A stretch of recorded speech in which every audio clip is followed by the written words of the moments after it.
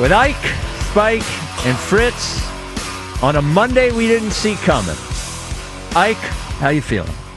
Well, Brother Spike, I'm feeling good. Listen, it's Monday. Well rested off of a weekend. Played pretty good Saturday, so that gets my weekend off going good. well. Played pretty good Saturday Yeah, morning. what happened on Sunday? Good to hear. Can't say the same for everyone on the show. Don't jump in too early over there. Jackie Baseball. Listen, the Phillies won the series. That's the important thing. That's an important thing. I need you to explain yourself. Holla at your boy. Well, all right. So if you missed it. Really? I don't think anyone missed it. Well, just in case anybody did. It's the biggest story in the city, Spike. Let me set the stage here.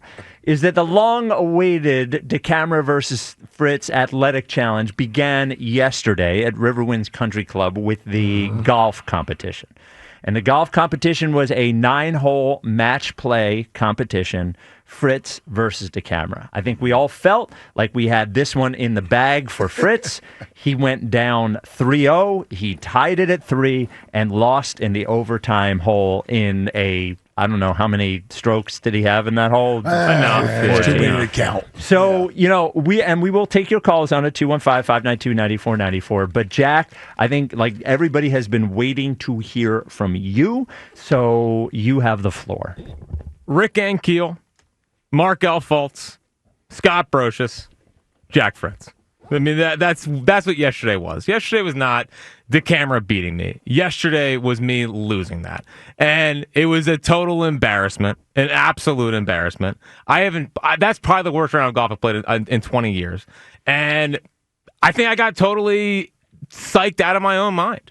Like, you saw it yesterday. I mean, that was a vintage meltdown. That was a vintage freaking meltdown. And I couldn't believe it. I couldn't believe I was sitting there and I freaking duffed like 3 straight off the freaking tee, which has never been a problem for me in my entire life. And all of a sudden yesterday, it all came crumbling down. So, like, my official comment is it was one of the biggest choke jobs in the history of Philadelphia sports. I mean, it's up there with the Rondé Barber play. Like, when you remember awful moments in Philadelphia sports history, this is going to be up there. And, like, I felt so much pressure from people, like, wanting me to go kill Joe DeCamara.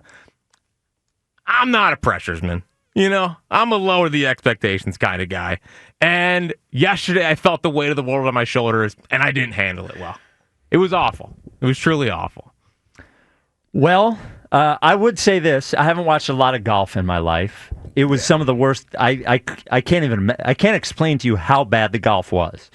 It was really, it was not really an impressive bad display of golf. Yeah, Joe DeCamara, I want to be clear, is not good at golf. He's not good at golf. But Jack lost mostly fair and square, and we'll get to that in a second.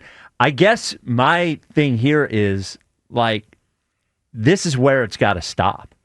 Like, from the lower the expectations, I'm being honest with you. Like, this is big, right? Like, this is something we've been talking about for 3 months. It's been built up into this spot, and you are quite clearly a better physical athlete than Joe DeCamara. You are quite clearly a better golf player than Joe DeCamara. You're better at baseball than Joe DeCamara. You have physical advantages over Joe DeCamara. You have an age advantage over Joe DeCamara. And this whole thing where we just, like, sort of throw up our arms and say, well, I choked, I couldn't do it, like, it ends here. It's got no hoping, right? I hope so. It's got to end here. I hope so. I need baseball. I get back in my own little and that's next cockiness. Week. That's feeling. next week. Yeah. I know. It's really, I never want to disappoint Spike, right? Like, I love you, buddy. No, I know, but like when I let Ike down, like that's where he's at right now. I could read it on his face. I've been all yesterday, a lot of pep talks. Appreciate the pep talks, but he's just down.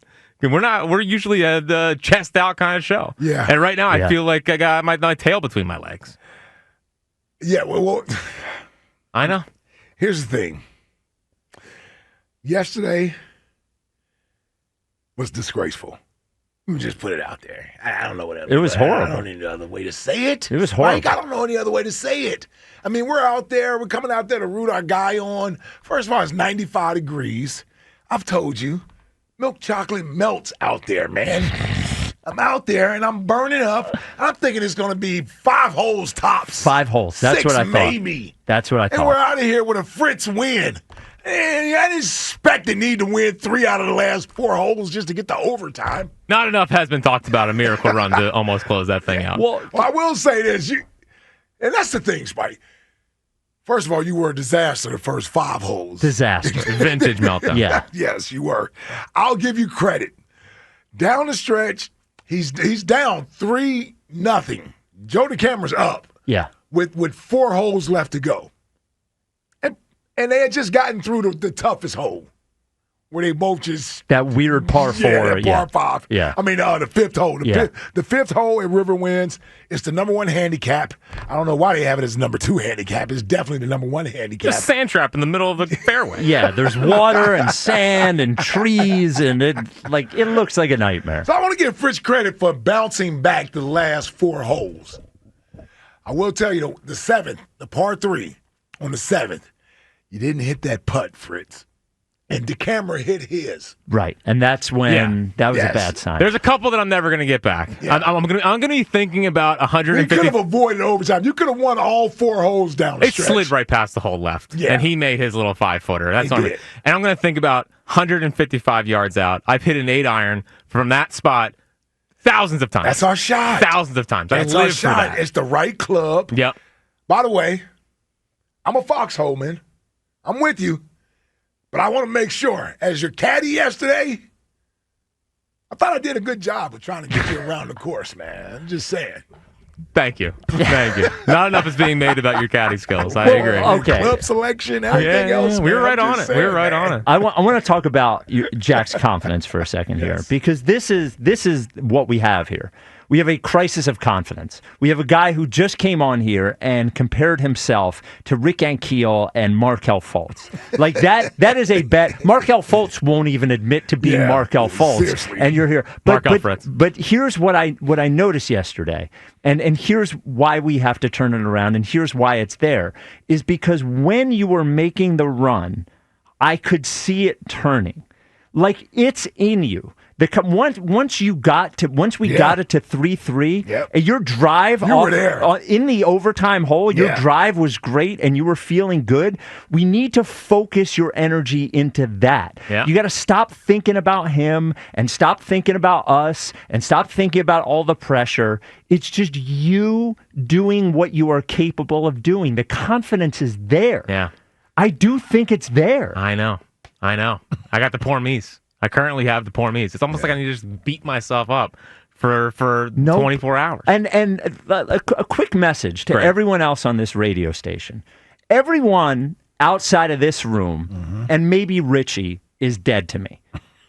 Seltzer is dead to me. Seltzer the entire time basically sounded like he was rooting for Fritz. He was. Until this morning when he heard that Joe won and he's laughing up a storm and hooting and hollering. So Seltzer is dead to me. Rio was already there. Whatever. Actually, Richie actually sounded very disappointed that DeCamara won. I think Richie had a lot of faith in Fritz. Yeah, so I think Richie is a foxhole guy. The midday show, Giglio laughing it up, calling you Jack quits. There's no quitting. Hugh Douglas, you kind of wanted to in the middle. The drive on 6, my third straight duff off the tee, I did say I wanted to go home, and then I hit a rescue shot to save my life. Well, Hugh Douglas also taking great joy out of this, it seems like. It's like everybody, then no one else. And by the way, the morning show, the entire point of this entire exercise was for the morning show to drift off of us. And so they are dead to me. The drifting is over. Once this promotion is done, the drifting is over. You're going to have to make your way yourself. Like this is a moment for you where you turn. Got to buck up. You got to buck up. Yep. You do. It's that you've been faced with situations like this before, and you've always come through. I have confidence that you will come through in baseball. That all you need to do is throw strikes. That's all you need to do. And last thing, DeCamara while DeCamara mostly described what happened this morning to be accurate, he left some things out. He made a huge deal out of you taking a breath during one of his putts. Yet the entire 10 holes, this guy was doing some sort of slow play game where every single shot he hit, he had to look at from 4 different angles. He had to pick the ball up and put his little marker down every single time, had to stretch out before each one. There were 5 practice swings before everything. Like, he was playing little games too. Yeah. We can go in deeper in some of the other games he was playing. Like, I don't want him complaining about anything. That's the other thing. So, like, this is an opportunity, Fritz. It's an opportunity for you to turn this around. You win 4-1. This is triumph. Everything's fine. This is triumph. Fine. You just got to win the next one. I know. You just got to throw strikes. Because he's not going to get a hit. No. It's just if I walk him. Listen. And knowing after what yesterday was like, he's going to just try to get walked the entire time. Of course he is. And he'd be smart to do that, by the way. I know. So, before we move forward, this guy's strategy is clearly play it safe and allow you to defeat yourself. Right, which I'm very capable of doing. By the way, if you had had the same strategy yesterday, you would have won. I know. I can't slow it down. I only know one way to play. You know, like I wish I could be the cute, like just half swing right down the middle. You know, like it's not my game. Joe literally was just hitting the ball 150 yards. Yes, sometimes they went 60 yards. I know. That final hole, by the way, his drive was the worst drive I've ever seen. I know. I mean, that hole again, like getting stuck on the hill. And then, I felt like Tink Up. Can I ask a question about that final hole? Because I feel like Jack might have gotten screwed on the final hole. Okay, which one? Which play? Okay, so he hits it into that ravine or whatever, where he had to take that final. After the first shot, or you talking about after the second shot? Gotcha, right? Yeah. Okay, so and that's where he got stuck. That's where he blah blah blah. Shouldn't. Okay, so what happens is since it was in the water or whatever, it's you take it 2 club lengths from wherever it is, and you get a drop, and then you have to hit it from there. Yeah.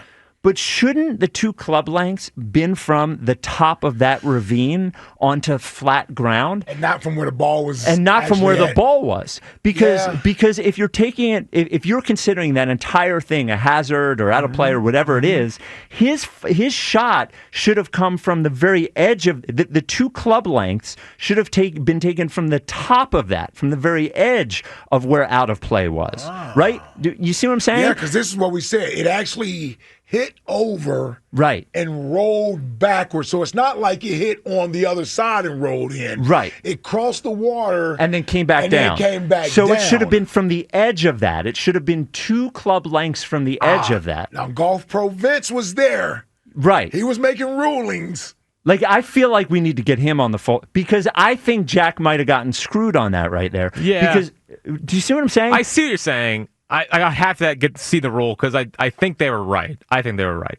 I just can't believe. I'm annoyed that we even had to do that. His ball didn't go in the water. It basically hit up top, rolled back down, and it settled in some fescue, some grass. But it was technically playable. I think that's the issue, is that it was technically playable if I wanted to hit that shot. I chose not to hit it. But Spike's point is that playable? You were down in the... I don't think that's playable. Like, you were on essentially like almost a straight up and down hill in a bunch of weeds and like, because that's where the ball got caught at in that stuff. Because that other one you wanted to hit it out of was a giant weed on a hill. I don't know. I think that whole thing was unplayable. In which case, his shot was like he was trying. He would have had at least a better approach shot on the green. Yeah, because the stands where he was, it was almost impossible. Yep.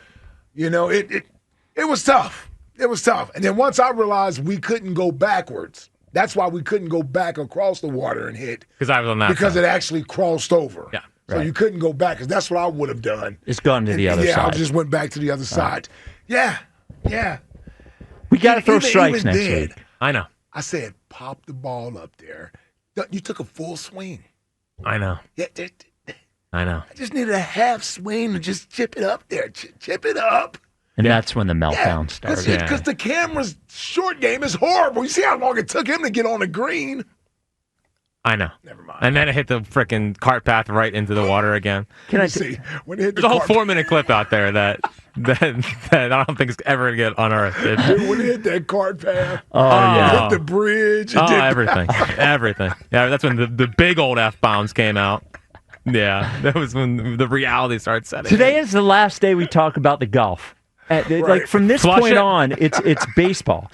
So later on today, I think at 4:00 we have Jack's baseball coach from college. Well, that's not going to help. I'm sure he's proud. Well, we got to get him ready for the next one. All right, 215-592-9494. A situation we didn't think we would ever be in. Jack down 1-0 to DeCamara.